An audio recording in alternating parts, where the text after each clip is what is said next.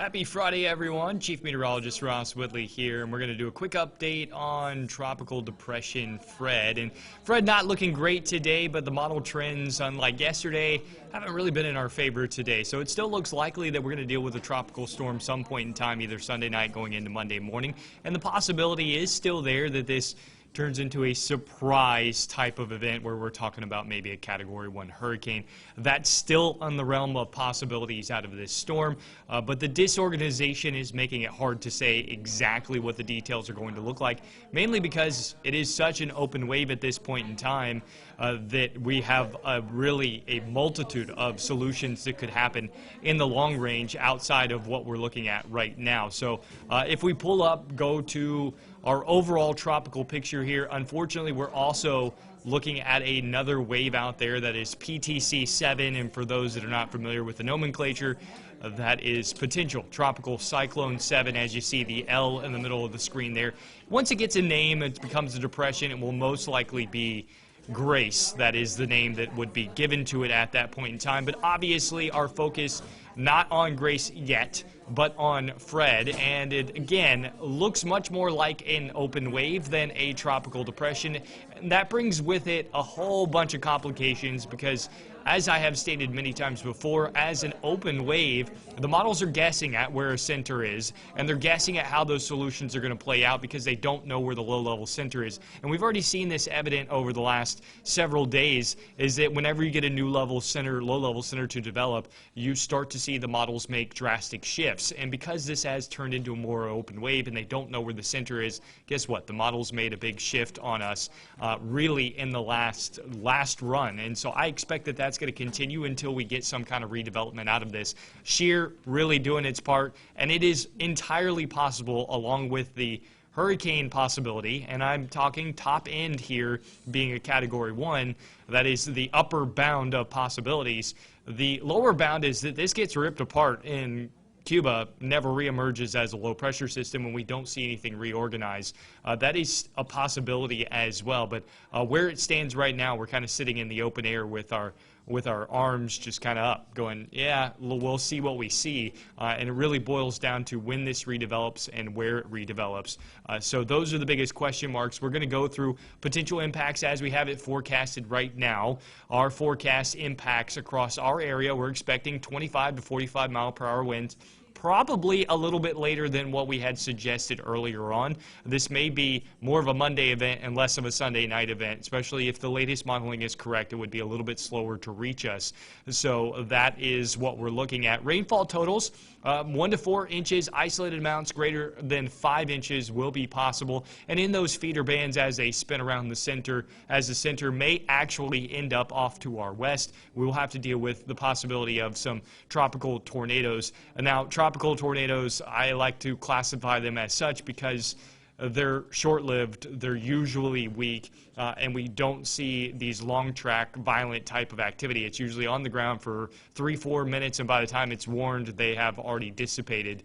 That's a possibility. The overall threat for tornadoes will be low because this is supposed to be a weak system. Now, obviously, if we're talking about a high-end tropical storm or possibly even a Category 1 hurricane, then the threat for tornadoes does increase. But if it is just a weak tropical storm, the chances for tornadoes won't be as great, mainly because we're not talking about as much shear in the atmosphere. So the overall impacts, at least the way it is forecasted now, and again, the latest run's not that kind to us, but that's just one run, and you don't want to ever get caught up on one run solution because, as I said, it looks mostly like an open wave at this moment in time. So that would make it much more difficult to say what we're going to see down the road. But the forecast, bad surf, rip current risk, definitely a major factor, and flash flooding. That's going to be the main concern. Yes, I know that 25 to 45 mile per hour winds and gusts up to 55 can certainly be concerning. But that's what we see in our severe thunderstorms. Yes, it does cause damage, but we're not talking about major, widespread, catastrophic damage. We could see a couple of trees fall,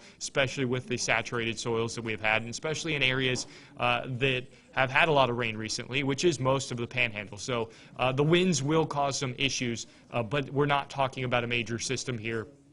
Even if we bump those up another 15 to 20 miles an hour, we still wouldn't be talking about major damage due to wind. The real primary concern would be surf and flooding at that point in time. Obviously, now if we get all the way up to a Category 1, then we'll have some isolated areas that would have more significant weather.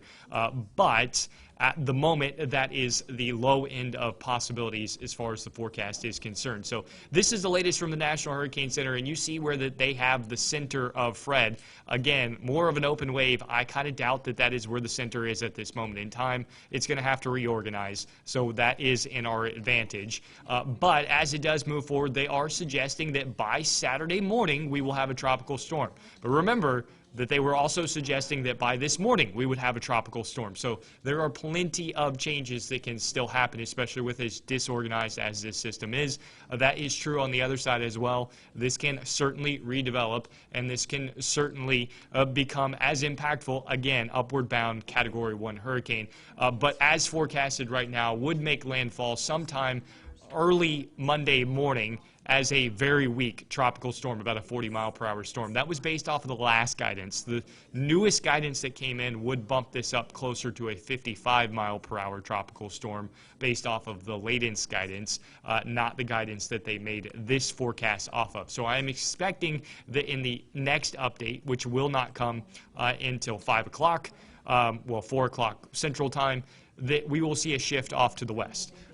The main reason for seeing the shift off to the west is because you'll notice the latest current forecast off of the spaghetti models here, and notice just how much spread there is, not just even initially, but also long range as we go out. We could be talking about this moving toward Louisiana, or we could see this take a hard right-hand turn, and it's all really going to depend on where that low pressure is, because the latest modeling is based off of where they have the low pressure set.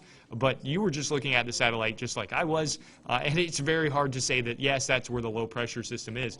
And you'll also notice the timing has definitely changed on the hurricane model runs here, that by 2 o'clock in the afternoon, we may be talking about this just coming ashore, say in Walton County or Okaloosa County, closer to Destin, Fort Walton, maybe even further west than that. And that would certainly have greater implications for areas, say, through Bay County, Washington County, Holmes County, because we would be on the eastern side of the system at that point in time, which would mean more rain and stronger winds. Now, again, winds are not going to be a major factor in the system because we're talking about potentially up to a Category 1, but most likely a tropical storm. So the biggest factors is likely going to be rain with this system, even if it does take that track. Obviously, there's always surprises with tropical weather, and I never like forecasting a storm where I say, hey, there's a potential for a surprise here. But for me, the potential for a surprise would say, oh, well, it's a Category 1 hurricane instead of a high-end tropical storm.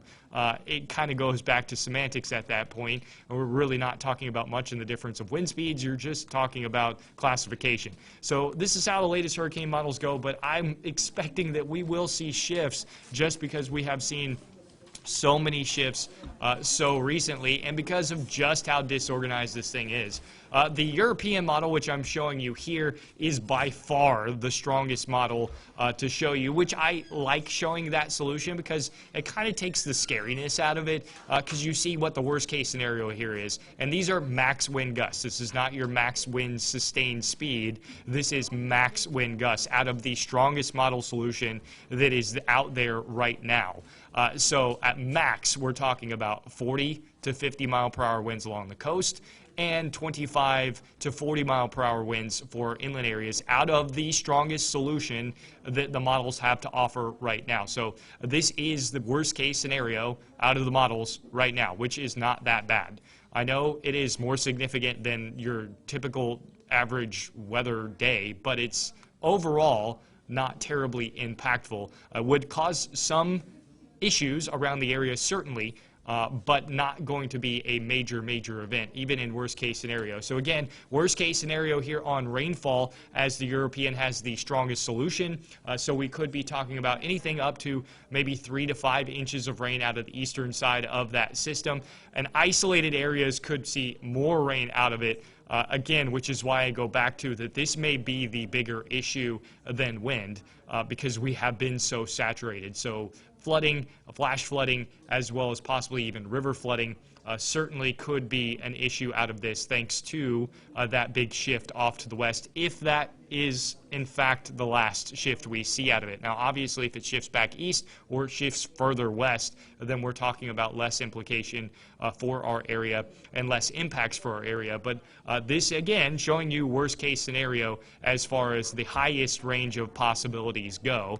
As we go into our GFS, which is showing you probably best case scenario. So the two operational models out there that we use most for forecasting, showing two drastic differences as far as the forecast goes. You'll notice the Euro showing anywhere between 5 and 6 inches of rain, and the GFS doesn't even have an inch of rain. They're two different models, same type of initialization, same type of input, but two very different solutions. One shows a much stronger solution, the other one shows a much weaker solution. So that gives you the range of possibilities here. This is very much boom or bust for all those fantasy football players out there. That this is either going to be almost nothing, or we could be talking about something that is more significant than you want it to be, but still not majorly significant. So if you're watching this, you're coming for vacation, again, I would not change any plans. Even in worst case scenario, it's just a bad weather day. You're just not going to be out and about. I certainly wouldn't want to be traveling on Monday. So if you got plans to come in, say Sunday night, Monday morning, I might postpone that or try to get here earlier. But I wouldn't be changing any plans, because as we get into Tuesday, we're going to be right back into our summer pattern.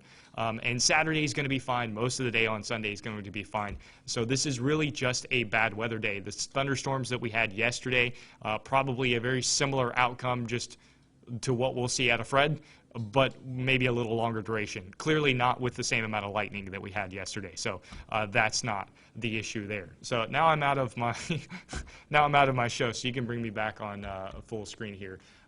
But as I was saying, overall, a lower impact event is expected, and I say that in relative terms as far as low impacts. Obviously, we're not talking about Hurricane Sally here. We're not talking about Hurricane Michael. We're not talking about those types of impacts. And no, I do not see the possibility of a major hurricane here. We're talking at most, so very tip-top, worst case scenario would be a Category 1 hurricane. So that is, you can go ahead and put that in your mind as being the worst case possible solution here. And that's what I would prep for, because most likely what we're talking about is a middle-of-the-road or high-end tropical storm, which again can be impactful, flooding rains, high surf on the beaches for sure, and that's definitely going to disrupt any plans if you have them to come down, because we will be dealing with that surf probably for a couple of days even after the storm. But overall, the weather, not a major significant impact. We're not talking about losing power for 10 days or anything like that. It would be, you know, a bad weather day. You might lose power on Monday, and then the power comes back Sunday, or comes back Tuesday. So again, I wouldn't change any plans, and I certainly wouldn't be evacuating unless you just have a really low tolerance and you just want to.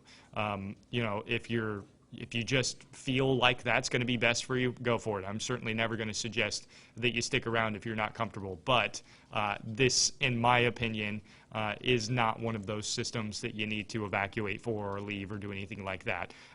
It just doesn't look like that at the moment. So I'm going to scroll through here real quickly and see if I've got any questions. I've gone over the timing already there from Allison. I see someone saying time to pack up and leave again. Again, if you have a low tolerance and you really get frightened by these types of things, then certainly go for it. You know, pack up, leave for the day, come back on Tuesday. That's fine. But if you aren't, you know, if you're just okay with some bad weather, because that's what this is going to be, certainly you can ride this out no problem. This shouldn't be something that you feel like your life is in danger by staying on. So there you go. Let's see here. What other questions? Do you see anything over there, Spencer? It was mostly about power and stuff, but you just kind of touched on that. Okay. Yeah, I don't foresee that we're gonna, we might have some isolated areas that see some power issues, trees that fall down on some power lines, things like that. But those should be solved relatively quickly because it's not going to be widespread. So I would say that maybe Monday is the day that we lose power if we are on the higher end of possibilities here. Again, this very well could just be one of those systems that come in and we really don't notice a difference between that and our typical afternoon thunderstorm. It's probably leaning closer to that than it would be to a hurricane, but just because it's so disorganized and there's so many realms of possibility out there, even still just now about 95 hours out from when this would make landfall, I would say that we still need to prep like we would for a Category 1 hurricane, because that's the smart thing to do at this point in time, because that is still a plausible solution. I don't think it's a likely one, but it is a plausible solution. So there you go. Yeah, I mean, I see Chris saying that there's talks of Cat 2. Don't see that. We always say that you want to prepare for one category higher than what we're forecasting. The forecast here is for a tropical storm, and I'm telling you to prepare for a Category 1. So that's one category higher than what is being forecasted at this point in time. So Cat 2, no, I don't think we get to that point. We'd have to significantly organize, and the shear that is in place over the Gulf of Mexico would have to disappear. So this thing would have to really get its act together very, very quickly. And all of the ensembles out there, there's a bunch of them. There's about 2 solutions that show even a Category 1 hurricane. So it would have to beat all of the possible model solutions out there that are running every possible scenario at this point for that to be for that to actually happen. So no, I don't think Category 2 is possible. Certainly think Category 1 is possible, but that is the upward bound, at least in my opinion. So yeah, I see. When are we going to do updates again? We will do another update later this evening. I'm going to do my newscast, so you can certainly check it out there. You can also check out the latest article. Kristen posted an article earlier. I will update that with the latest graphics after the newscast, so you'll have that up on the web. You can follow us on social, but certainly want to tune into the newscast, and that too will get posted to the web as well. But during my break in between the newscasts, probably happen around, I'd say around 7:30 or so. Give me a little time to eat. I'll probably jump on here and do another update just like this, but that's when we will come back. So yeah, thank you for paying attention. That's going to do it. We're just doing a quick little wrap here. Sorry if I missed your questions. I'll scroll back through. If you don't have the Storm Track 13 app, this is now a good time to do so. Not because I'm pitching it, but because it gives you severe thunderstorm warnings and tornado warnings. So if you don't have another way, say a weather radio, which I would highly suggest that you have as well, then that is one way that you are going to get alerts. You can also certainly sign up for Alert Bay and everything else to get alerts. I am certainly an equal opportunist when it comes to getting warnings. There is no right answer. Get warnings any way you can get them, and then take them seriously. So yeah, that's what I would suggest. But the Storm Track 13 app will obviously, I'm not updating, which is going to happen. I'm going to give you updates, but you can check for yourself on the tracks there, as well as the latest forecast track from the National Hurricane Center that gets auto-updated in there. All you gotta do is turn it on with an overlay, but that will be in there as well. And you can check radar. All of those great things are in there. You can report power outages. You can check the power outage maps. You can report price gouging. If we have an event that is significant enough, we have price gouging. And no, I'm not just talking about our outrageous gas that is already out there now, but that's an issue for a separate time. We do have a wonderful app, and make sure to check us out, mypanhandle.com, as well as the My Panhandle mobile app. That's a great place to get information as well. So that's going to do it. We'll wrap things up here. We'll be back later.